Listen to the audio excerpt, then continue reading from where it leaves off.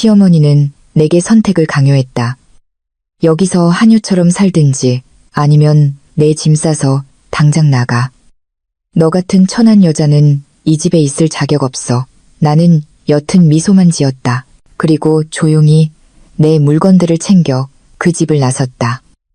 며칠 후 내 휴대폰에는 18통의 부재중 전화가 찍혀 있었다. 이야기를 시작하기 전에 이 이야기가 더 많은 사람들에게 닿을 수 있도록 좋아요와 구독을 부탁드립니다. 여러분은 어디에서 이 이야기를 듣고 계신가요? 댓글로 알려주세요. 준비되셨다면 이제 시작하겠습니다. 나는 그날 밤을 아직도 똑똑히 기억한다. 아마 내 인생에서 분노가 아닌 마침내 현실을 깨달았기 때문에 숨이 막혔던 유일한 밤이었을 것이다. 그들은 내가 식탁에 앉기 훨씬 전부터 모든 것을 준비해두고 있었다. 시댁의 거실은 샹들리에의 노란 불빛으로 가득했다. 평소라면 따뜻하고 소소한 대화가 오가는 분위기였지만 그날 밤은 마치 모든 의자가 계획된 것처럼 배치되어 있었다. 마치 나를 무대 중앙의 스포트라이트 아래 세우려는 듯이. 내 앞 긴 식탁 위에는 내가 처음 보는 두꺼운 갈색 서류 봉투가 놓여 있었다. 한쪽 구석에 작은 글씨로 가족 관리 서류라고 쓰여 있었다. 나는 그것이 평범한 서류라고 생각했다. 하지만 내 눈에 한 단어가 들어오는 순간 뱃속이 차갑게 굳어버렸다. 연대보증인 시어머니인 최 여사는 내가 오랫동안 봐온 그 무표정한 얼굴로 꼿꼿이 앉아 있었다. 손님을 맞이할 때는 상냥해 보이다가도 가족끼리만 있을 때는 칼날처럼 날카로워지는 그 얼굴. 그날 밤 그녀의 시선은 더 이상 날카로운 수준이 아니었다. 그것은 심판에 가까웠다. 그녀는 천천히 손을 뻗어 그 서류 봉투를 잡고는 마치 누군가의 죄증을 공개하려는 사람처럼 톡톡 쳤다. 지은아, 똑바로 앉아라.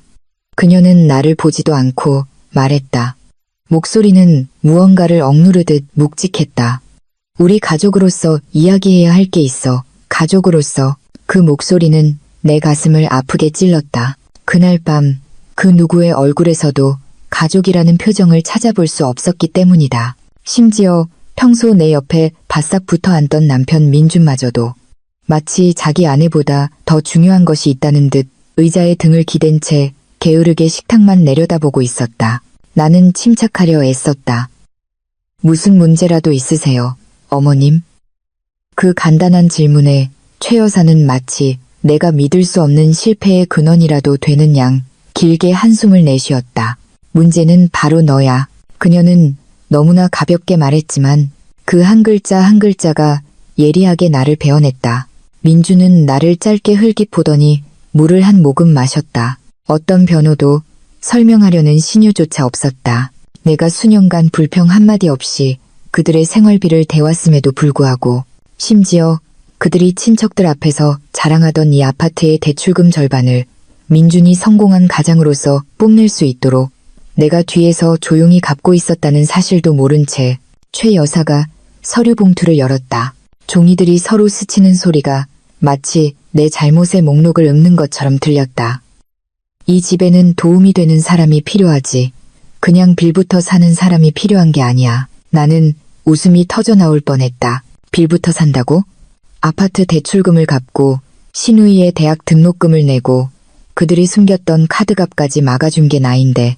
하지만 나는 모든 말을 목구멍으로 삼켰다. 나는 그들이 대화를 원하는 게 아니라는 걸 알았다. 그들은 결정을 원했다. 민준이 마치 현명한 척하는 말투로 조용히 거들었다. 엄마는 그냥 이 집이 잘 정돈되길 바라시는 거야. 너도 알잖아. 네가 자주 좀 뎁뜨다는 거. 뎁뜨다고? 정말 웃기는 소리였다. 이 집에서 가장 먼저 일어나 밥을 하고 온갖 공과금을 처리하고 심지어 민준이 가족들 앞에서 체면을 구기지 않도록 그의 카드 거래 내역까지 관리해준 게 나인데 내가 집뜨다고. 최 여사가 내 쪽으로 몸을 기울였다. 선택해. 이 집의 일부가 되든가 아니면 나가든가.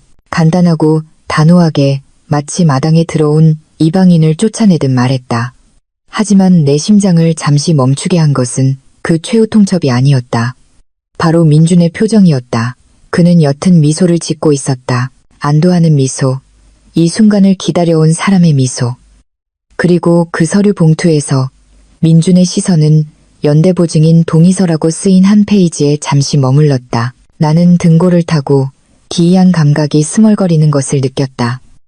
마치 그들이 의도적으로 무언가를 꾸민 것 같았다. 내가 감정에 휩쓸려 연약한 상태로 집을 나가도록 유도하는 시나리오. 그러면 그들은 내 신분으로 무언가를 할 수 있게 되겠지.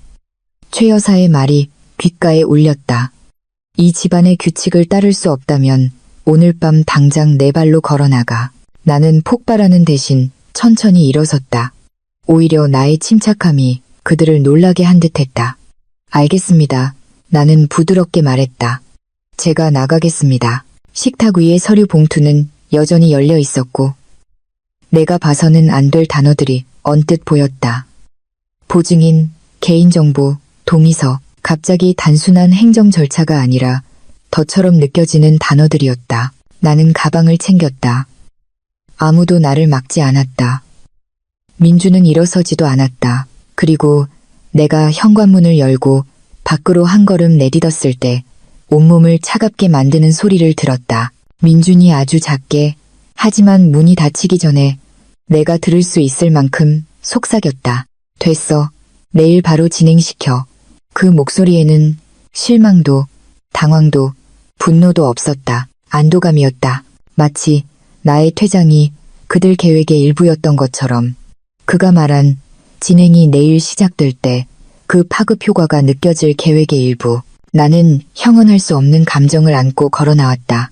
두려움, 분노, 그리고 내가 이제 막 거대하고 어두운 무언가의 표면에 닿았을 뿐이라는 의심. 단순한 가족의 최후 통첩을 넘어선 내 이름이 연루된, 그들이 이미 준비해둔 이제 내일이라는 단어 뒤에서 기다리고 있는 무언가. 그 집을 떠난 지 이틀, 내 삶은 고요했다. 아픈 고요함이 아니라 가슴이 숨을 쉴 수 있게 해주는 고요함이었다. 나는 친구의 작은 오피스텔에 잠시 머물렀다. 시어머니의 드라마도 수년간 내 어깨를 짓눌렀던 경멸적인 시선도 없는 곳이었다. 하지만 그 평온은 이틀째 아침까지만 지속되었다. 오전 6시 14분. 휴대폰이 울렸다. 민준에게서 온 전화였다. 받지 않았다. 6시 15분. 또 민준이었다. 받지 않았다. 6시 17분. 최 여사였다. 받지 않았다. 6시 20분. 모르는 번호였다. 그리고 30분 동안 수십 통의 전화가 마치 산사태처럼 휴대폰 알림창을 뒤덮으며 멈추지 않았다. 부재중 전화 18통. 그리고 가족뿐만이 아니었다. 나는 그 말투만 들어도 정확히 알 수 있는 서비스 센터 번호들도 있었다. 전기 요금 연체, 자동이체 처리가 실패했습니다. 학자금 대출, 최종 납부일 경고, 아파트 담보대출 미납 확인, 주채무자 연락 부재, 예약된 이체 거래를 위한 잔액이 부족합니다. 나는 혼란과 공포가 뒤섞인 채 휴대폰 화면을 응시했다. 모든 것이 동시에 연체되다니 우연일 리 없었다. 그제야 모든 것이 머릿속으로 밀려 들어왔다. 그동안 나는 민준이 가족 앞에서 구원자처럼 보일 수 있도록 거의 눈에 띄지 않는 방식으로 모든 것을 조용히 처리해왔다. 시스템은 완벽했다. 자동이체, 예약 송금, 제3자 계좌를 통한 결제, 모두 그의 체면을 지켜주기 위해 내가 설정한 것들이었다. 그리고 내가 그 집에서 아무것도 가져오지 않고 떠났기 때문에 내 개인 계정과의 연결을 끊자마자 모든 자동 결제가 멈춰버린 것이다. 모든 것이 단 이틀 만에 무너져 내렸다. 오전 9시 5분 민준에게서 짧은 문자가 왔다. 사과도 내 안부를 묻는 말도 아니었다. 명령이었다. 당장 돌아와서 처리해. 다들 기다리고 있어. 나는 화면을 껐다. 손가락이 차가워졌다. 그 최후 통첩 후에 내가 떠날 때 안도하던 그가 보낸 명령. 다시 알림 소리가 터져 나왔다. 이번에는 신우이 미나였다. 문자는 짧았지만 올가미처럼 느껴졌다. 언니, 일부러 우리 망신 주려고 이러는 거지. 내 등록금 결제 거절됐어. 답장할 틈도 없이 그녀에게서 전화가 왔다. 받자마자 목소리가 폭발했다. 언니, 대체 무슨 생각이야? 오늘 아침에 대출금 독촉하는 사람들이 집까지 찾아왔어. 3개월이나 연체됐다고 하더라. 우리 가족이 얼마나 창피했는지 알기나 해. 우리 가족? 웃기는 소리. 그동안 그 창피함을 막아준 건 나였는데. 나는 숨을 들이마시며 가슴속에서 들끓는 분노를 억눌렀다. 미나야, 나 이제 거기 안 살아. 나는 이미, 그러니까 돌아오라고. 언니가 이 모든 거 처리했잖아. 도망치지 마. 엄마 스트레스 받게 하지 말고 언니가 책임져. 내가 책임지라고? 수년간 그 집에 조용히 돈을 대준 게 나인데 이제 와서 내가 도망쳤다고 비난받고 있었다. 그녀의 분노 속에는 아직 표현되지 않은 또 다른 울림, 두려움이 있었다. 아까 걸려온 모든 전화 뒤에 숨어있던 것과 같은 두려움. 모두가 공황 상태였다. 내가 떠나서가 아니라 돈줄이 끊겼기 때문에 미나가 여전히 나를 쓸모없다며 비난하는 동안 나는 휴대폰을 귀에서 멀리 뗐다. 그들은 자신들의 안락한 삶을 지탱해준 모든 돈이 내 두 손에서 나왔다는 사실을 전혀 몰랐다. 나는 한마디 대꾸 없이 전화를 끊었다. 그때 또 다른 문자가 도착했다. 아파트 담보대출 회사였다. 주채무자와 연락이 되지 않아 안내드립니다. 2차 연락처인 박지은님의 확인 부탁드립니다. 나는 읽기를 멈췄다. 주채무자, 2차 연락처, 내 이름. 나는 휴대폰을 더 꽉 쥐었다. 순간 이틀 전 밤의 기억이 되살아났다. 식탁 위에 갈색 서류 봉투, 연대보 증인이라는 단어. 그리고 됐어. 내일 바로 진행시켜라고 차분하게 속삭이던 민준. 그들은 내 이름으로 대체 무슨 짓을 한 걸까? 그리고 왜 모든 청구서가 마치 내가 다시 나타나기만을 기다렸다는 듯이 터져 나온 걸까? 목덜미부터 등뼈까지 차가운 기운이 스며드는 것을 느꼈다. 이건 단순히 연체된 청구서보다 훨씬 더 큰 문제였다. 그들이 쫓고 있는 무언가. 내가 돌아가지 않으면 그들을 위협할 무언가가 있었다. 그리고 나는 이제 막 그 표면을 건드렸을 뿐이었다. 나는 냉정한 머리가 필요했다. 그들을 위해서가 아니라 나 자신을 위해서. 쏟아지는 모든 전화와 욕설, 문자들 속에서 시댁의 분노보다 더 무섭게 느껴지는 한 가지가 있었다. 내 이름이 있어서는 안 될 곳에 올라가 있었다는 사실. 보증인으로 2차 연락처로. 내가 알지도 못하는 빚의 비상 연락망으로. 그날 아침 나는 그동안 조용히 모든 것을 지켜봐 온 한 사람을 만나기로 결심했다. 김 변호사님, 돌아가신 아버지의 친구이자 아무리 흐릿한 문제의 흔적이라도 읽어낼 수 있는 유일한 사람이었다. 우리는 그녀의 깔끔한 사무실에서 만났다. 밝은 조명이 벽에 꽂힌 법률 서류들을 비추었고 진한 커피 향이 공간을 가득 메웠다. 어째서인지 그녀 앞에 앉자마자 나는 마치 위험지대에서 막 빠져나온 환자가 된 기분이었다. 천천히 설명해봐요. 그녀의 목소리는 차분하고 중립적이었다. 편을 들지도 내 아픔을 가볍게 여기지도 않았다. 나는 모든 알림, 문자, 그리고 그동안 내가 해왔던 결제 내역 캡처 화면을 열어보였다. 내 계좌를 통해 설정했던 아파트 대출금 자동이체 내역, 미나의 학교로 매달 보냈던 송금 기록, 예전에 동네에 소문이 돌았던 카드값 연체를 막아줬던 결제 내역까지, 그리고 민준의 체면을 지켜주기 위해 숨겨왔던 하나하나의 이체 증거들을 그녀에게 보여주었다. 김 변호사님은 모든 증거를 눈도 깜빡이지 않고 쳐다보았다. 지은 씨, 그녀가 조용히 말했다. 지은 씨, 본인이 그 집의 재정적 기둥이었다는 거 알고 있었어요? 다른 사람의 입을 통해 내가 그동안 억눌러왔던 현실을 듣는 것은 너무나 명백한 진실에 뺨을 맞은 것 같은 기분이었다.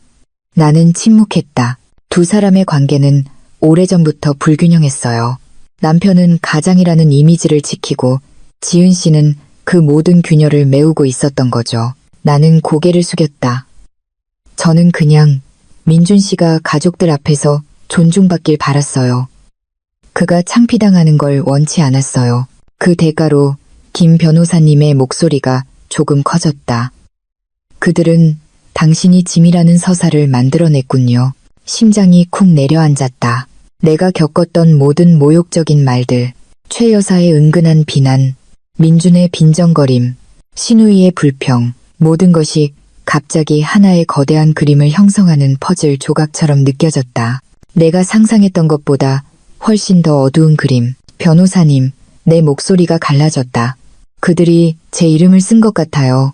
연대보증인이라는 글자를 받고 아까 대출 회사에서도 제가 2차 연락처라고 했어요. 김 변호사님은 고개를 끄덕였다. 당신을 위한 것이 아니라 의도적으로 무언가를 준비했을 가능성이 높아요. 그녀는 노트북을 열고 빠르게 무언가를 입력하더니 내가 가져온 서류 중 하나를 집어들었다. 이게 지은 씨의 자동이체 내역이죠. 나는 고개를 끄덕였다. 그녀는 그것을 펼쳤다. 내가 수년간 꼼꼼하게 관리해온 숫자들이 있었다. 금액은 내가 기억하는 것보다 컸다. 너무 많았다. 일부는 심지어 말이 되지 않았다. 이건 평범한 생활비 청구서가 아니에요. 김 변호사님이 말했다. 마지막에 큰 대출금이 하나 있어요. 이거 보세요. 그녀는 맨 아래 줄을 가리켰다. 순간 숨이 텄게 만드는 액수였다. 5억 원. 채무자 이름은 이민준. 하지만 초기 상환 흔적은 내 계좌에서 나간 것으로 되어 있었다. 전 이런 거 낸 적 없어요. 내 목소리가 떨렸다. 이게 무슨 빚인지도 몰라요. 그들이 생활비 청구서들 사이에 거액의 빚을 끼워 넣은 거예요. 김 변호사님이 단호하게 말했다. 그리고 초기 상환금 일부가 당신 계좌를 통해 지불됐어요. 의도적이든 누군가 당신의 접근 권한을 이용했든 말이죠. 나는 화면을 쳐다보았다. 그 거대한 액수는 마치 방금 내 어깨 위로 떨어진 바위처럼 느껴졌다. 변호사님, 왜 제가 떠나자마자 이 모든 게 한꺼번에 터져 나온 걸까요? 왜냐하면 그녀가 조용히 대답했다. 자동이체가 멈추자 그동안 감춰져 있던 모든 덫이 마침내 모습을 드러낸 거니까요. 나는 침묵했다. 사무실이 갑자기 좁게 느껴졌다. 그 집을 떠난 것은 나뿐만이 아니었다. 그들의 삶을 지탱하던 모든 버팀목이 함께 사라진 것이다. 그리고 이제 그들은 며느리를 잃어서가 아니라 그들이 그토록 숨겨왔던 기둥을 잃었기 때문에 공황 상태에 빠진 것이다. 김 변호사님은 천천히 노트북을 닫았다. 그녀의 시선은 날카로웠다. 지은 씨, 그들은 당신이 돌아오길 원해요. 화해나 평화를 위해서가 아니라 당신을 묶어두기 위해서요. 당신이 돌아가지 않으면 그 5억 원짜리 빚은 터져버릴 테니까. 목이 바싹 마르는 것을 느꼈다. 그리고 제 이름이 이미 몇몇 서류에 올라가 있고요. 네. 그녀의 대답은 망치처럼 단호했다. 그녀의 말을 곱씹을 틈도 없이 휴대폰이 다시 울렸다. 민준의 번호였다. 그리고 문자가 도착했다. 오늘 돌아와. 네가 사인해야 할 게 있어. 나는 그 문자를 오랫동안, 아주 오랫동안 쳐다보았다. 뱃속 깊은 곳에서 무언가 천천히 꿈틀거렸다. 불안이나 분노가 아니었다. 불길한 예감이었다. 그리고 그 예감은 마치 방금 열린 어두운 문처럼 느껴졌다. 솔직히 말해 5억 원이라는 액수와 그 흔적 일부가 내 계좌로 향해 있다는 것을 본 후 나는 곧바로 화가 나지 않았다. 가장 먼저 든 감정은 뼛속까지 스며드는 냉기였다. 민준의 가족이 어떤 계획을 꾸몄든 그것은 최후 통첩이 있던 그날 밤보다 훨씬 이전부터 준비되어 있었다는 것을 깨닫게 하는 차가움이었다. 그리고 방금 민준이 보낸 문자, 오늘 돌아와. 네가 사인해야 할 게 있어. 그것은 요청이 아니었다. 거의 노골적인 함정이었다. 나는 김 변호사님 앞에 앉아 휴대폰 화면을 응시했다. 그녀는 턱을 쓰다듬으며 차분하지만 날카롭게 말했다. 아무 계획 없이 돌아가면 그 빚의 법적 보증인이 되도록 강요당할 거예요. 단순히 빚뿐만이 아니라 그들이 수년간 쌓아온 모든 결과에 대한 책임을 지게 되겠죠. 알아요. 내 목소리는 갈라져 있었다. 하지만 그들이 제 이름을 어디까지 썼는지 알아야겠어요. 알게 될 거예요. 김 변호사님이 조용히 대답했다. 하지만 돌아온 아내로서 가지 마세요. 그들의 발밑에서 양탄자를 빼낼 준비가 된 사람으로서 가세요. 가슴속에서 작은 떨림이 일었다. 용기는 아니었다. 너무 오랫동안 침묵하다가 마침내 행동해야 한다는 것을 깨달은 사람에게 찾아오는 명료함 같은 것이었다. 나는 민준의 문자를 열고 답장했다. 해결하는 거 도와줄게. 하지만 먼저 모든 자료를 봐야겠어. 5분도 채 되지 않아 답장이 왔다. 쓸데없는 소리 말고 그냥 돌아와. 그 명령조의 말투. 나를 인간이 아닌 명령을 수행하는 기계로 여기는 그 말투. 하지만 나는 여전히 부드럽게 답했다. 내가 서류를 잘못 사인할까봐 그래. 우리 천천히 해결하자, 민준 씨. 그리고 바로 여기서 그 가족의 어두운 면이 드러났다. 그들이 수년간 사용해온 미묘한 압박의 패턴이 즉시 다시 시작되었다. 민준, 네가 고집 부리면 집안 어른들까지 엮여서 복잡해져. 최 여사, 다른 사람 데려오지 마라, 지은아. 이건 우리 가족 문제야. 너 혼자 와야 해. 미나, 언니 빨리 좀 돌아와. 일 더 복잡하게 만들지 말고. 언니가 미룰수록 상황은 더 나빠져. 그리고 바로 그 직후 민준의 번호로 음성 메시지가 도착했다. 재생 버튼을 눌렀다. 강압적인 민준의 목소리 뒤로 배경에서 다른 소리가 들렸다. 지시를 속삭이는 최 여사의 목소리였다. 빨리 사인하게 만들어. 걔가 생각할 시간을 주면 안 돼. 심장이 팽팽하게 조여드는 것을 느꼈다. 사인. 그들은 정말로 내가 그것을 하기를 기다리고 있었다. 그리고 내가 그동안 억지로 잠재워왔던 직감이 마침내 소리쳤다. 지은아, 이건 가족 문제가 아니야. 이건 법률 문제야. 나는 김 변호사님을 바라보았다. 그녀는 이미 그 메시지들의 내용을 짐작한 듯했다. 제가 누구랑 같이 가는 걸 막고 있어요. 가족 문제라고 하면서요. 내가 조용히 말했다. 왜 그들이 제가 동행자와 함께 가는 걸 두려워할까요? 그녀는 비스듬히 미소 지었다. 동행자는 그들의 수법을 읽을 수 있으니까요. 그리고 당신이 혼자가 아니라면 그들은 당신을 압박할 수 없겠죠. 나는 길게 숨을 들이마셨다. 그럼 그들이 제가 돌아오길 바라는 이유는 세 가지겠네요. 그렇죠. 김 변호사님은 고개를 끄덕였다. 첫째, 그녀가 손가락 하나를 들었다. 그들은 당신이 다시 돈의 흐름을 터주길 원해요. 그들의 청구서들은 이미 터지기 직전이고 모두 당신이 그동안 처리해왔던 지불을 기다리고 있죠. 둘째, 그녀가 말을 이었다. 그들은 당신이 무언가에 서명하길 원해요. 그 가족 관리 서류는 단순한 서류가 아니에요. 법적 책임을 당신에게 전가하는 문서죠. 뱃속이 단단하게 굳어지는 것을 느꼈다. 그리고 셋째, 김 변호사님의 목소리가 낮아졌다. 그들은 그 거액의 빚이 터졌을 때 당신을 방패막이로 삼고 싶어 해요. 채권자들이 들이닥쳤을 때 그들은 내세울 이름 하나가 필요하고 그 이름이 바로 당신인 거죠. 내가 속삭였다.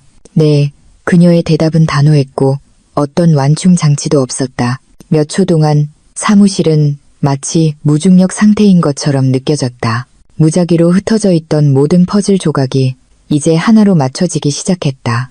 그날 밤에 최후 통첩은 즉흥적인 것이 아니었다. 민주는 화가 난 게 아니었다. 그는 안도했다. 갈색 서류 봉투는 평범한 문서가 아니었다. 자동이체가 멈추자 모든 청구서가 동시에 터져 나왔고 이제 그들은 나를 부르짖고 있었다. 그리워서도 걱정해서도 아니었다. 공황 상태였기 때문이다. 나 없이는 그들은 방패로 내세울 사람이 아무도 없었다. 김 변호사님은 나를 신중하게 바라보았다. 지은 씨, 만약 가기로 결정한다면 준비해야 해요. 그들은 당신이 서류를 읽을 틈도 없이 서명하도록 당신의 정신을 무너뜨리려 할 거예요. 알아요. 나는 조용하지만 단호하게 대답했다. 그리고 전략 없이 간다면 김 변호사님이 몸을 기울였다. 그녀의 시선은 칼날처럼 날카로웠다. 당신은 가족이 아니라 재물로 돌아가는 거예요. 재물이라는 단어가 내 머릿속에 차갑고 무섭게 박혔다. 그리고 내가 마음을 다잡기도 전에 휴대폰이 다시 울렸다. 민준이었다. 내가 오늘 오지 않으면 우리 다 망해. 그리고 그건 전부 내 탓이야. 내 탓. 항상 내 탓이었다. 하지만 처음으로 나는 이번에 진짜로 망하는 것을 두려워하는 쪽은 그들이라는 것을 확실히 알았다. 해질녘, 나는 결정을 내렸다. 돌아가야만 했다. 순종적인 며느리로서도 굴복할 아내로서도 아니었다. 그들의 게임판 전체를 이미 본 사람으로서 돌아가는 것이다. 하지만 이 역할을 수행하기 위해서는 먼저 한 가지를 해야 했다. 내가 여전히 그들이 통제할 수 있는 박지은이라고 믿게 만드는 것. 최 여사 같은 사람은 자신이 이겼다고 느낄 때만 가면을 벗기 때문이다. 그리고 나는 그들의 진짜 얼굴이 필요했다. 그들이 녹음되고 있다는 사실을 모른 채 드러내는 진짜 얼굴. 그날 밤 나는 민준에게 문자를 보냈다. 알았어. 내일 갈게. 민준의 답장은 1분도 채 걸리지 않았다. 마치 문 앞에서 기다리고 있던 사람처럼 너무 빨랐다. 좋아. 가서 전부 해결하자. 그리고 또 다른 짧은 문자가 왔다. 딴 생각하지 마, 박지은. 나는 그 문자를 읽으며 옅은 미소를 지었다. 궁지에 몰린 사람은 실수를 하기 마련이고 그의 가족은 이미 숨길 수 없는 공황 상태에 빠져 있었다. 얼마 지나지 않아 휴대폰이 다시 울렸다. 최 여사의 음성 메시지였다. 나에게 거의 한 번도 부드러웠던 적 없는 목소리가 이제 억지로 쥐어짜낸 꿀처럼 달콤하게 들렸다. 지은아, 내일 오렴. 응? 엄마는 그냥 모든 게 다시 좋아졌으면 좋겠어. 너도 힘들었을 텐데. 이제 그만하고 집에 와. 우리 냉정하게 이야기하자. 나는 잠시 눈을 감았다. 그 부드러운 목소리가 오히려 욕설보다 더 날카롭게 찔렀다. 나는 최 여사에게는 두 가지 모두밖에 없다는 것을 알았다. 차가운 독재자 혹은 달콤한 독약. 그리고 그날 밤의 달콤함은 진심이 아니었다. 그것은 미끼였다. 너무 달콤하네요. 내 옆에서 음성 메시지를 같이 듣던 김 변호사님이 중얼거렸다. 보통 함정에 빠뜨리기 직전에 조종이 최고조에 달하죠. 나는 고개를 끄덕였다. 변호사님, 모든 걸 준비하죠. 그녀는 가방에서 2개의 물건을 꺼냈다. 주머니에 숨길 수 있는 작은 녹음기와 원격으로 나를 모니터링하고 자동으로 보안 조치를 할 수 있는 연결 앱이었다. 혼자 가는 게 아니에요. 나와 우리 팀, 그리고 이미 모이기 시작한 증거들이 함께 있어요. 돌아갈 장소는 그 집으로 하되 안전하게 녹음할 지점을 정하죠. 나는 그 물건들을 오랫동안 바라보았다. 내 몸의 한쪽은 여전히 그들이 수년간 쌓아온 감정적 상처의 그림자에 덮여 있었다. 하지만 다른 한쪽, 더 강한 쪽이 마침내 깨어나고 있었다. 변호사님, 내가 조용히 말했다. 자동이체도 단계적으로 끊어주세요. 그들의 압박이 더 명확하게 드러나도록요. 김 변호사님은 옅게 미소 지었다. 아주 좋은 계획이에요. 궁지에 몰린 사람은 더 많고 더 솔직한 이야기를 하게 되죠. 우리는 밤늦게까지 전략을 짰다. 내가 앉을 위치, 압박에 대응하는 방법, 그들이 거칠게 나올 경우 내가 해야 할 말, 그리고 김 변호사님의 팀이 움직일 신호를 보내야 할 타이밍까지. 잠들기 전 마지막으로 휴대폰을 확인했다. 민준에게서 온 새로운 문자가 있었다. 인사치레는 됐고 넌 그냥 사인만 해. 그럼 모든 게 해결돼. 나는 그 화면을 오랫동안 온몸에 소름이 돋을 때까지 쳐다보았다. 정확했다. 그들은 나를 아내로 필요로 하지 않았다. 가족으로도 필요로 하지 않았다. 그들은 내 서명이 필요했고 내일 그들은 어떤 수단을 써서라도 그것을 강요하려 할 것이다. 나는 눈을 감고 나 자신을 껴안았다. 그리고 마음속으로 속삭였다. 좋아. 그들이 내가 돌아오길 원한다면 돌아가 주겠어. 하지만 구원받기 위해서가 아니야. 그들이 스스로 판 무덤에 들어가는 것을 목격하기 위해서. 창밖에서는 밤바람이 길고 차가운 소리를 냈다. 내일 그들이 그토록 숨겨왔던 것들이 드러나기 시작할 것이다. 그리고 나는 그 한가운데에 앉아 연약한 척할 것이다. 내 평온함 뒤에는 그들이 상상하는 것보다 훨씬 더 강력한 계획을 숨긴 채. 그날 아침 시댁의 공기는 너무나 달랐다. 평소라면 TV 소리와 음식 냄새로 가득했을 테지만 그날은 정적이 흘렀다. 누군가 덫에 걸려들기를 기다리는 듯한 침묵. 나는 천천히 문을 두드렸다. 문은 너무나 빨리, 마치 새벽부터 내 도착을 기다리며 경계를 서고 있었던 것처럼 열렸다. 민준이 앞에 서 있었다. 헝클어진 머리, 긴장된 얼굴. 하지만 그의 눈은 안도감이 아닌 경계심으로 가득했다. 마치 귀중품이 다시 도망가지 않도록 확인하는 사람의 눈빛이었다. 들어와, 그가 무뚝뚝하게 말했다. 안으로 들어서자 최 여사가 거실 테이블에 갈색 서류 봉투를 앞에 두고 앉아 있었다. 최후 통첩에 밤에 봤던 바로 그 봉투였다. 그녀는 마치 감옥 열쇠를 쥔 사람처럼 봉투 표면을 톡톡 두드리고 있었다. 미나는 소파에서 나를 쏘아보았다. 그녀의 얼굴에는 분노와 두려움이 뒤섞여 있었다. 혀를 날카롭게 만드는 두려움. 언니 때문에 모든 사람 인생이 망가졌어. 알기나 해? 그녀가 말했다. 나는 대꾸하지 않으려 애썼다. 그들은 궁지에 몰려 있었다. 내가 먼저 흥분해서는 안 됐다. 최 여사가 입을 열었다. 목소리는 차가웠지만 부드럽게 들리려 애쓰는 기색이 역력했다. 지은아, 우린 가족이잖니. 그러니 문제가 있으면 좋게 해결해야지. 이리 와 앉아라. 나는 자리에 앉았다. 주머니 속 작은 녹음기는 이미 켜져 있었다. 내 심장 박동 소리가 귓가에 울렸다. 첫째, 최 여사는 나를 날카롭게 쳐다보며 말했다. 내 자신을 알아야 해. 이 집안 살림이 공짜로 돌아가는 게 아니야. 너도 가족의 일부이니 책임도 같이 져야지. 말투가 변했다. 더 이상 가짜 달콤함은 없었다. 그녀는 내가 예전의 자리, 즉 말없이 돕는 자리로 돌아왔다고 느끼자마자 가면을 벗어던졌다. 민주는 어머니 옆에 앉아 옅은 조소를 지었다. 그의 미소는 어떤 욕설보다 더 아프게 찔렀다. 내가 이미 이 집안에 들어온 이상 그는 마치 충고라도 하듯 말했다. 좋든 싫든 모든 것에 대해 너도 같이 책임져야 하는 거야. 5억 원 빚 포함해서요? 내가 조용히 물었다. 미나는 즉시 허리를 폈고 민주는 굳었으며 최 여사는 봉투를 두드리던 손을 멈췄다. 그건 가족 사업의 일부야. 그녀가 재빨리 말했다. 크게 생각할 거 없어. 누구의 계획인데요? 내 목소리는 여전히 낮았지만 그들은 서로를 쳐다보게 만들었다. 그리고 그 순간 민주는 본색을 드러냈다. 중요한 건 내 이름이 거기 있다는 거야. 그는 거의 오만한 무미건조한 말투로 말했다. 안전을 위해서 나중에 이야기는 우리가 만들면 돼. 넌 그냥 사인만 해. 나는 그를 오랫동안 쳐다보았다. 내가 모든 것을 바쳤던 남자.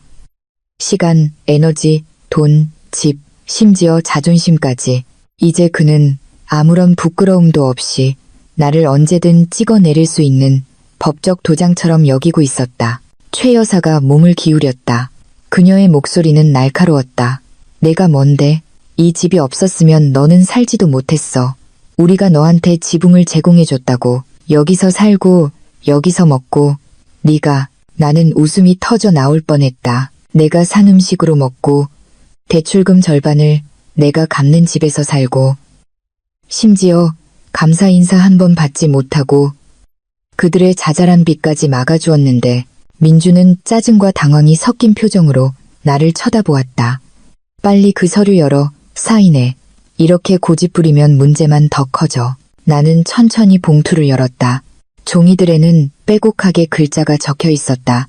연대보증인 동의서, 지급 동의서, 책임 이관서, 그리고 마지막 페이지에는 이름란이 있었다. 내 이름이 이미 깔끔하게 타이핑되어 있었다. 어떤 동의도 허락도 없이. 저는 이거 동의한 적 없어요.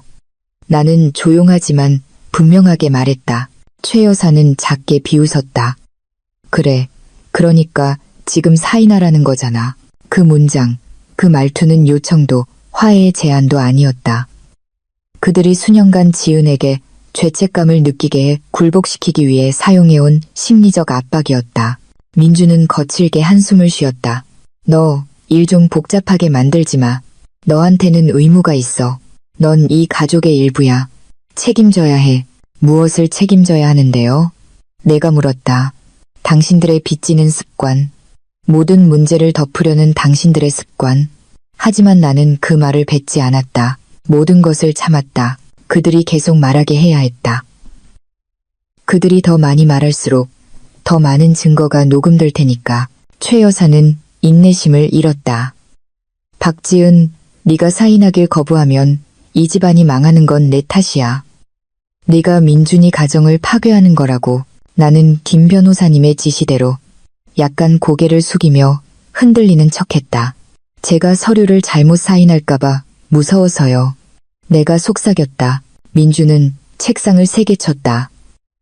그냥 사인해. 언제까지 모든 사람 힘들게 할 거야?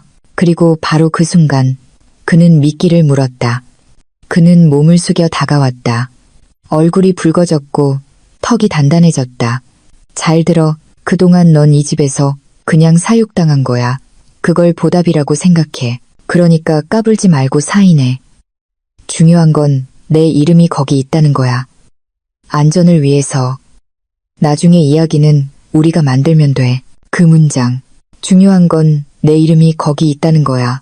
내 모든 에너지가 빠져나가는 동시에 단단해졌다. 그것은 단순한 압박이 아니었다. 자백이었다. 그들은 나를 방패로, 보증인으로, 큰 문제 앞에 던져버릴 존재로 만들고 싶어 했다. 내 감정이 끓어오르기 직전 민준의 휴대폰이 울렸다. 그는 발신자를 확인하지도 않고 전화를 받았다. 스피커 너머로 묵직한 목소리가 들려왔다. 내일 오전 10시입니다. 그때까지 입금이 없으면 절차대로 진행하겠습니다. 민준은 그 자리에서 얼어붙었다. 눈이 커졌다. 최의 여사는 굳어버렸다. 미나는 입을 막았다. 이 모든 것보다 훨씬 더 큰 무언가가 있었다. 그들이 나에게 말하지 않은 무언가. 그리고 나는 방금 진실로 향하는 문이 살짝 열리는 소리를 들었다. 오전 10시가 조금 넘은 시각. 의문의 전화로부터 절차를 밟겠다는 협박을 받은 후 거실의 분위기는 여전히 얼어붙어 있었다. 민주는 안절부절 못하며 서성였고 최 여사는 마치 세상이 무너진 듯 관자놀이를 눌렀다. 그리고 미나는 새로운 현실이 두려운 듯 나를 탓하고 싶어하는 눈초리로 힐끔거렸다. 나는 여전히 조용히 앉아 있었다. 겉보기에는 혼란스러워하는 며느리처럼 보였겠지만 내 마음속은 오랫동안 갈고 닦은 칼처럼 날카로웠다. 나는 한 가지를 확신했다. 궁지에 몰린 사람은 묻지 않아도 비밀을 누설하게 되어 있다는 것. 나는 두려운 척 서류를 들여다보았다. 제가 아직 이해를 잘 못해서요. 천천히 설명해 주실 수 있으세요? 그 단순한 문장은 마치 수도꼭지를 여는 것과 같았다. 민주는 즉시 내 옆에 앉아 반쯤 억눌리고 반쯤 화난 목소리로 말했다. 이봐, 지은아. 이건 그냥 기술적인 문제야. 보증인은 2명이어야 해. 하나는 나, 다른 하나는 너. 그래야 안전해. 나 혼자만 있으면 재정적으로 능력이 부족해 보일 수 있거든. 나는 웃음이 나올 뻔했다. 재정 능력에 대해 이야기하려면 오히려 내 이름이 가장 먼저 적혀야 마땅했다. 최 여사가 말을 가로챘다. 그리고 넌 아내잖아. 아내가 남편을 안 도와주고 싶어? 나는 연기를 계속하며 고개를 숙였다. 그런데 액수가 너무 커요. 어머님, 5억 원이라니. 그건 집안 어른들이 얽힌 사업 때문이야. 민준이 너무나도 재빨리 대답했다. 하지만 넌 신경 쓸 거 없어. 중요한 건 네가 사인하는 거야. 집안 사업. 그 말이 머릿속을 맴돌았다. 나는 민준을 쳐다보았다. 그런데 왜 저는 이 이야기를 한 번도 들어본 적이 없죠? 미나가 끼어들었다. 말투는 퉁명스러웠지만 흔들리고 있었다. 언니는 쉽게 겁먹잖아. 그래서 엄마랑 오빠가 말 안 한 거야. 언니한테 말해주면 오히려 더 시끄러워진다고. 그것은 형편없는 변명이었다. 너무 감정적이고 너무 솔직했다. 나는 침을 삼키는 척했다. 그럼 그동안 제가 냈던 모든 돈이 이걸 막기 위한 거였어요? 세 사람은 침묵에 잠겨 서로를 쳐다보았다. 당황한 기색이 역력했다. 그리고 바로 여기서 황금 같은 순간이 찾아왔다. 최 여사가 통제력을 잃고 짜증 섞인 한숨을 내쉬었다. 한마디가 무심코 튀어나왔다. 네가 뒤에서 몰래 갚아주지 않았으면 이 아파트 진작에 은행에 넘어갔어. 방 안의 공기가 멈췄다. 민주는 반사적으로 재빨리 돌아보았다. 엄마, 하지만 너무 늦었다.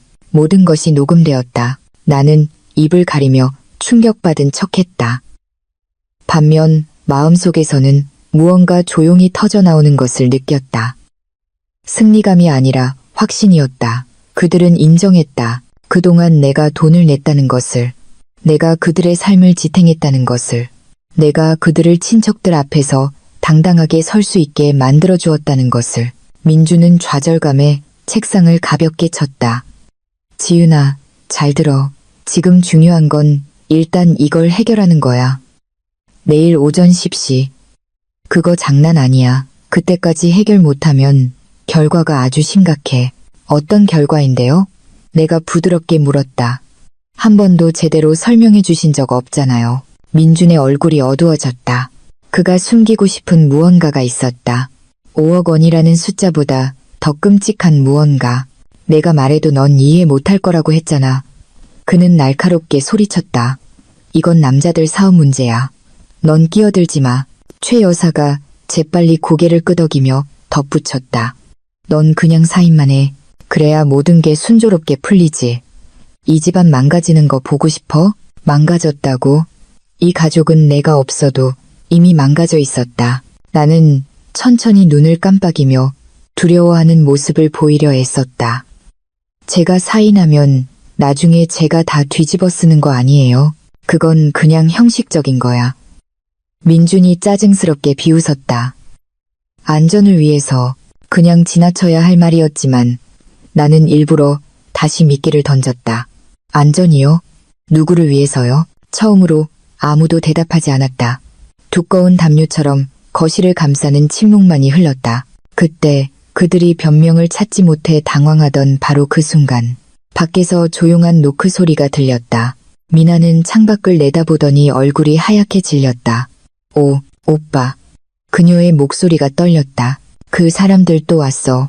민주는 떨리는 손으로 휴대폰을 집어들었다. 알림이 울렸다. 그는 문자를 읽더니 얼굴이 무너져 내렸다. 2차 경고. 내일 오전 10시 절차에 따라 처리될 예정입니다. 그 문장은 마치 그들의 남은 자존심을 내리치는 망치와도 같았다. 나는 그들이 그동안 나에게 숨겨왔던 공포 속으로 가라앉는 것을 조용히 지켜보았다. 그리고 민준이 막 욕설을 내뱉으려는 순간 내 휴대폰이 울렸다. 발신인은 김 변호사님이었다. 메시지는 짧았다. 지은 씨, 모든 게 맞아떨어져요. 흔적을 찾았어요. 그들은 단순히 빚만 진 게 아니에요. 조작했어요. 증거는 준비됐습니다. 나는 그 자리에 멈춰섰다. 놀라서가 아니었다. 이 게임의 방향이 막 바뀌었고 그들은 그것을 깨닫지 못하고 있다는 것을 알았기 때문이다. 그들이 나를 위해 파놓은 구덩이가 이제 바로 그들의 발밑에서 입을 벌리고 있었다. 김 변호사님의 문자를 받은 후 나는 한 가지를 확신했다. 나는 더 이상 혼자가 아니었다. 이제 그들의 입에서 나오는 모든 말은 상처가 아니라 증거였고 그 증거는 서서히 그들이 피할 수 없는 망치가 될 것이었다. 그날 오후 나는 임시로 머물던 곳으로 돌아왔다. 문을 닫자마자 민준의 가족 단톡방 알림으로 휴대폰이 폭발했다. 평소 그 단톡방은 명절이나 최 여사가 아들의 성공을 자랑하고 싶을 때만 시끄러웠다. 하지만 이번에는 분위기가 달랐다. 메시지들은 민준을 칭찬하거나 가족을 자랑하는 내용이 아니었다. 의심 가득한 질문들이었다. 민준이네 집에 대출금 독촉하는 사람들 찾아왔다는데 사실이야? 미나 등록금이 3개월이나 밀렸다던데 전기 끊겼다는 게 진짜니? 민준아, 무슨 일이야? 사업은 괜찮은 거고? 그리고 내 숨을 텄게 한 메시지가 하나 있었다. 그 아파트. 그동안 지은이가 돈 내고 있었다는 거. 우리 이제 알았네. 시간이 멈춘 것 같았다. 나는 그 화면을 오랫동안 바라보았다. 마침내 내가 그토록 단단히 지켜왔던 조각들, 매달의 생활비, 한밤중의 송금, 아무도 몰랐던 아파트 대출금, 이 모든 것이 드러나기 시작했다. 그리고 그들은 공황에 빠졌다. 민준과 최 여사뿐만이 아니었다. 그들의 허상을 칭찬해왔던 모든 친척들이었다. 몇 분 후 김 변호사님에게서 전화가 왔다. 지은 씨, 남편 가족 단톡방 봤어요? 그녀의 목소리는 차분했지만 만족감이 묻어났다. 그들은 추락하고 있어요. 당신 때문이 아니라 진실이 드러나기 시작했기 때문이죠. 나는 조용히 한숨을 내쉬었다. 이건 시작에 불과하겠죠? 시작에 불과하죠. 그녀가 대답했다. 당신이 준 이체 증거들을 몇몇 친척들에게 보냈어요.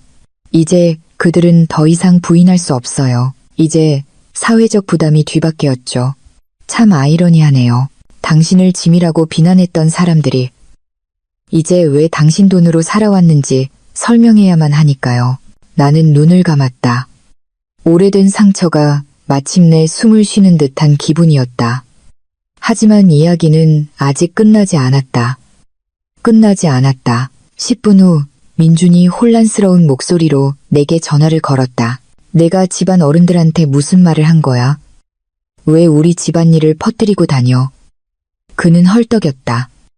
화가 난 게 아니라 절망에 빠져 있었다. 마침내 자신의 거짓말을 지탱할 버팀목이 바닥난 사람의 목소리였다. 나는 아무 말도 안 했어.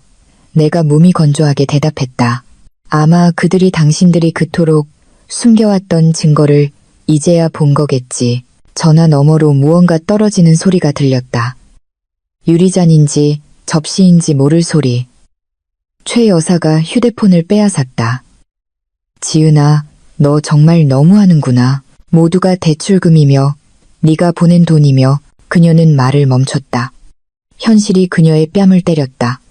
그녀는 자신이 가장 깊이 숨겨왔던 문장, 즉 내가 그들의 삶을 지탱했다는 말을 거의 내뱉을 뻔했다. 하지만 너무 늦었다. 이미 손상은 발생했다. 저는 그냥 사실을 설명했을 뿐이에요. 내가 차갑게 말했다. 그동안 당신들은 민준 씨는 성공했고 저는 짐이라는 이야기를 만들어냈죠. 하지만 이제 누가 진짜로 모든 것을 지탱하고 있었는지 모두가 알게 됐어요. 전화기 너머로 긴 침묵이 흘렀다. 마치 그 집이 안에서부터 균열이 가는 듯한 침묵이었다. 민준이 다시 말했다. 목소리는 이전보다 더 낮고 더 애원하는 듯했다. 지은아, 제발 이번 한 번만 우리를 도와줘. 이 일만 해결되면 내가 약속할게. 우리 다시 시작할 수 있어. 이 모든 거 바로잡을 수 있다고. 나는 당황한 발소리, 문이 쾅 닫히는 소리, 누군가 오는 소리를 들었다. 미나인 것 같았다. 그 집은 완전한 공황 상태에 빠져 있었다. 하지만 그들이 벼랑 끝에 몰렸다는 것을 깨닫게 한 것은 다음 말이었다. 사업이 하나 실패했어. 그래서 내 도움으로 막으려고 했고 금방 자금을 회수할 수 있을 거라고 생각했는데 나는 더 이상 듣지 않았다.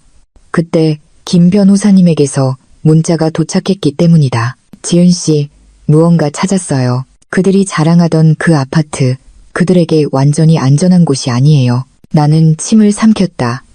무슨 뜻이죠? 몇 초 만에 그녀는 내가 전에 본 적 없는 문서 사진을 보내왔다. 대출 계약서의 특별 조항이었다. 주채무자가 초기부터 상환금의 50% 이상을 납부한 당사자가 아닐 경우 연체 발생 시 거주권 소유가 재검토될 수 있다는 내용이었다. 나는 그 문서를 오랫동안 바라보았다. 그 아파트 대출금의 절반, 내가 냈다. 조용히, 내 이름도 없이, 그리고 이제 나의 지원 없이는 그 아파트는 재검토 대상이 될 수 있었다. 변호사님, 내 목소리가 막혔다. 이건, 설마? 네. 그녀가 단호하게 대답했다. 당신이 공식적으로 지원을 중단하면 그 아파트는 그들에게 더 이상 안전하지 않아요. 그리고 그들도 그걸 알아요. 등골이 오싹했다. 두려움 때문이 아니었다. 내 인생 처음으로 힘이 내 손에 쥐어졌다는 사실 때문이었다. 그리고 그들은 그것을 알고 있었다. 아주 잘 알고 있었다.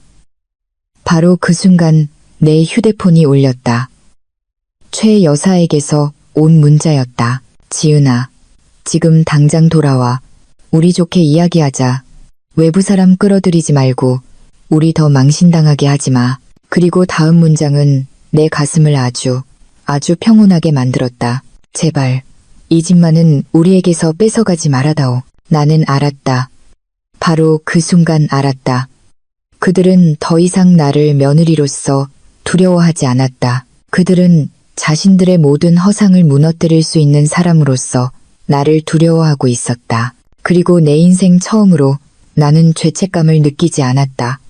공정하다고 느꼈다. 그날 밤, 나는 잠시 머물고 있는 좁은 방에 홀로 앉아 있었다. 구석의 작은 램프가 따뜻한 빛을 비추었지만 공기는 마치 무언가 다가오는 듯 묵직했다. 두려움이 아니라 기다림이었다. 모든 것은 이미 움직이기 시작했다. 그들이 수년간 숨겨왔던 얽힌 실타래가 이제 그들의 목을 조르기 시작했다. 하지만 한 가지가 아직 불분명했다. 아까 전화했던 사람은 누구일까? 내일 오전 10시 절차대로 진행하겠다는 위협을 보낸 사람은, 그리고 왜 민주는 마치 파멸로 향하는 마지막 문을 닫으려는 사람처럼 보였을까? 답을 찾기도 전에 발신이 넘는 번호로 문자가 도착했다. 내일 오전 9시 미래 비즈니스 협회 사무실로 오십시오. 혼자 오지 마십시오. 나는 눈을 가늘게 떴다. 메시지의 어조는 공식적이었다. 채권 독촉도 협박도 아니었다. 무언가를 아는 사람이 보내는 초대장 같았다. 나는 즉시 김 변호사님께 연락했다. 자세한 내용을 듣자 그녀는 조용히 말했다. 그건 채권 추심원이 아니에요. 더 큰 문제입니다. 더 크다니요. 민준 씨와 그 가족은 단순히 청구서 문제만 있는 게 아니에요. 그들이 주장하는 사업 내부에 횡령의 흔적이 있어요. 민준 씨가 저지른 일이고 그 여파가 그가 협력을 요청했던 비즈니스 협회에까지 미친 거죠. 나는 침묵했다. 몸이 살짝 앞으로 기울었다. 그럼 그 협박은 단순히 돈 문제가 아니었다는 거네요. 맞아요. 김 변호사님이 단호하게 대답했다. 그건 사업의 청렴성에 관한 문제예요. 유용된 자금, 가족의 지원으로 위장된 허위 보고서에 관한 것이죠. 그들은 민준 씨의 재무보고서가 안정적으로 보이게 하려고 당신의 이름을 버팀목으로 사용한 거예요. 내 이름, 또다시 내 이름이었다. 나는 가슴 속에서 무언가 녹아내리는 것을 느꼈다. 분노와 슬픔, 그리고 안도감이 뒤섞인 감정. 적어도 이제 나는 그들이 즉흥적으로 나를 함정에 빠뜨리려 한 것이 아니라는 것을 알았다. 그들은 이보다 훨씬 전부터 내가 무너지기를 기다리고 있었다. 그리고 내일 모든 것이 밝혀질 것이다. 다음 날 아침, 나는 김 변호사님과 함께 갔다. 미래 비즈니스 협회 건물은 견고하게 솟아 있었다. 투명한 유리가 햇빛을 칼날처럼 반사했다. 아는 정장을 입은 사람들, 긴 테이블, 커피향, 그리고 회의의 속삭임으로 가득했다. 어젯밤에 혼란스러웠던 시댁과는 전혀 다른 분위기였다. 우리는 큰 회의에 앞서 작은 회의실로 안내받았다. 얼마 지나지 않아 문이 열리고 한 남자가 들어왔다. 키가 크고 단정했으며 얼굴은 단호했다. 그는 먼저 김 변호사님께 인사를 건넨 후 정중하지만 평가하는 듯한 미소로 나를 바라보았다. 박지은 씨, 저는 강이사라고 합니다. 이 협회의 책임자이자 이민준 씨가 제안했던 프로젝트의 담당자입니다. 강이사.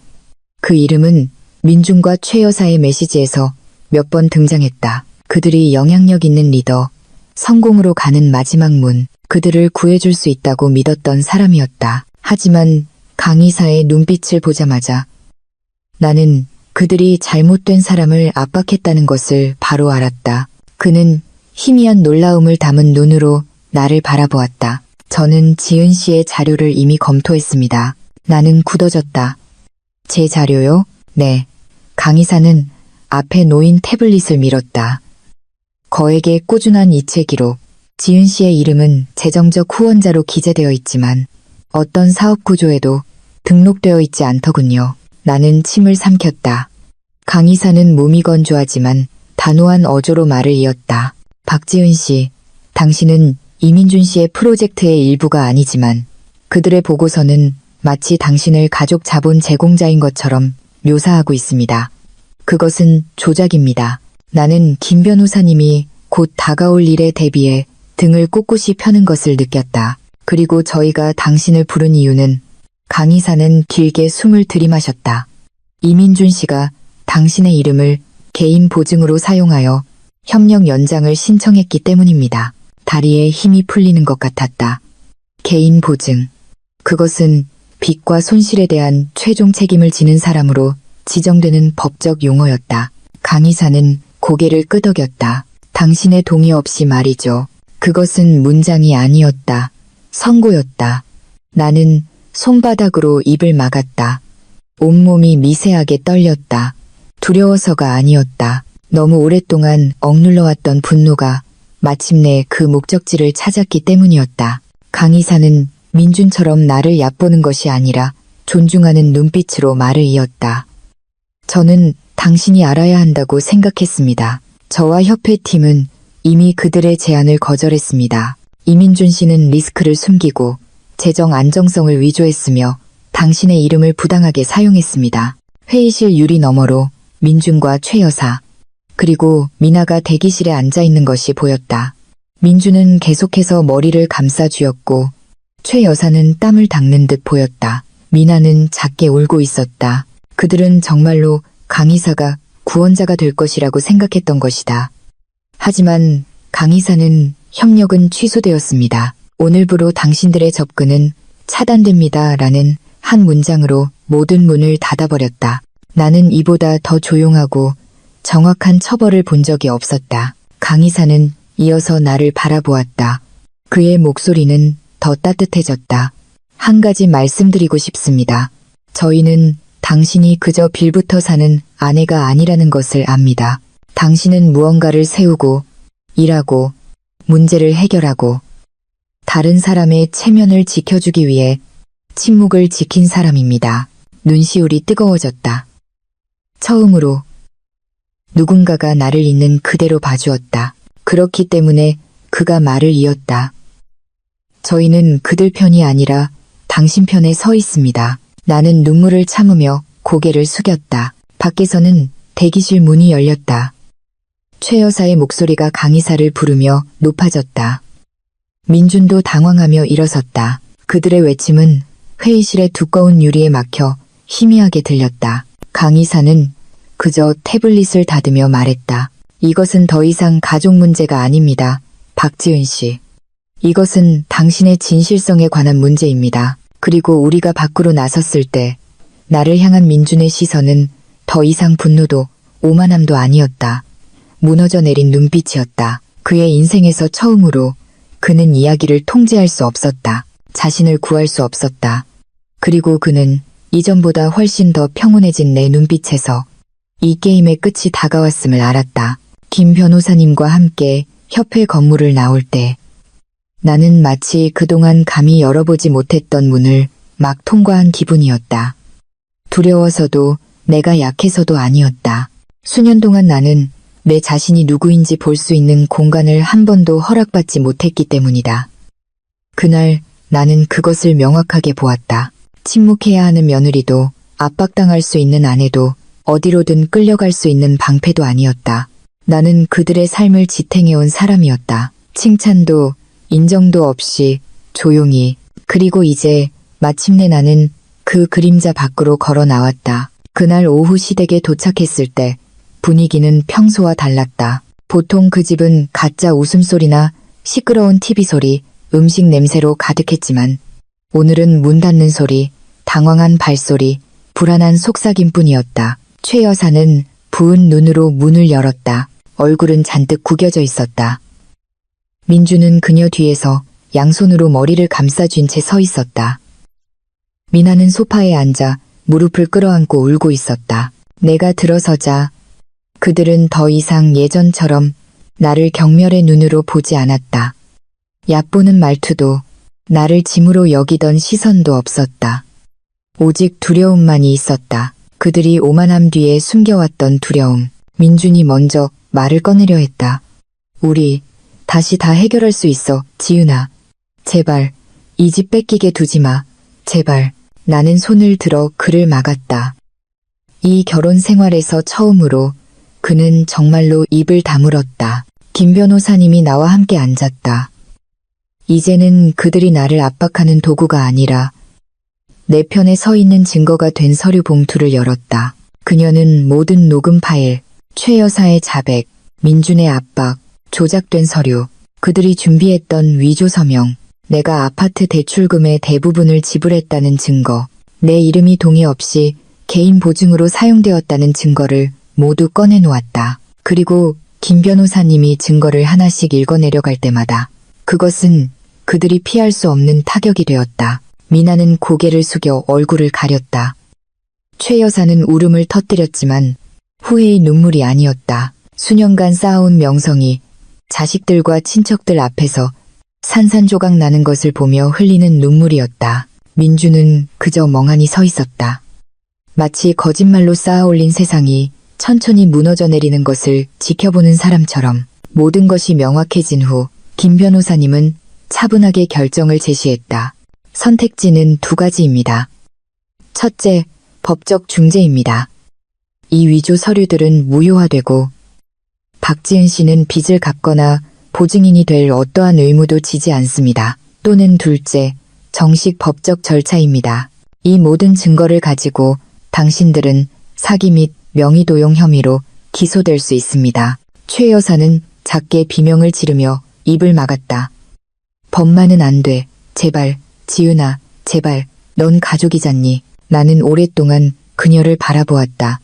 나를 얕보고 하녀처럼 살라고 하고 모든 사람 앞에서 나를 창피하게 만들었던 여자. 이제 그녀는 자신은 결코 내게 베풀지 않았던 자비를 구걸하고 있었다. 어머님, 내가 조용히 말했다. 가족은 누군가를 부서질 때까지 압박하지 않아요.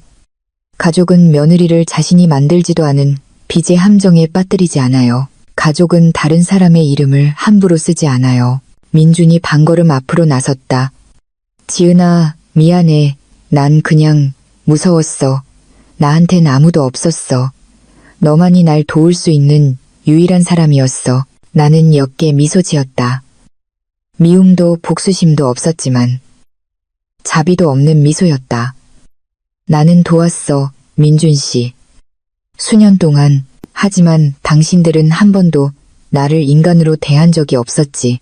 그러고 나서 나는 떨림 없이 일어서서 내 결정을 내렸다. 저는 중재를 선택하겠어요. 하지만 오늘 이후로 저는 더 이상 이 집의 일부가 아닙니다. 최 여사는 주저앉았다. 민주는 고개를 돌렸다. 그리고 그들이 그토록 자랑스러워하던 그 집은 마침내 본래의 모습을 드러냈다. 궁전이 아닌 세장, 가족이 아닌 감정의 감옥. 몇 주 후 중재 절차는 끝났다. 내 이름은 빚 관련 서류에서 완전히 깨끗해졌다. 자동이체는 공식적으로 중단되었고 모든 허위 결제는 무효화되었다. 민주는 비즈니스 협회에 대한 접근 권한을 잃었고 그들의 프로젝트는 완전히 중단되었다. 그들 가족의 명성은 천천히 무너져 내렸다. 내가 파괴해서가 아니라 진실은 언제나 길을 찾기 마련이니까. 그리고 나는 소박한 오피스텔로 이사했다.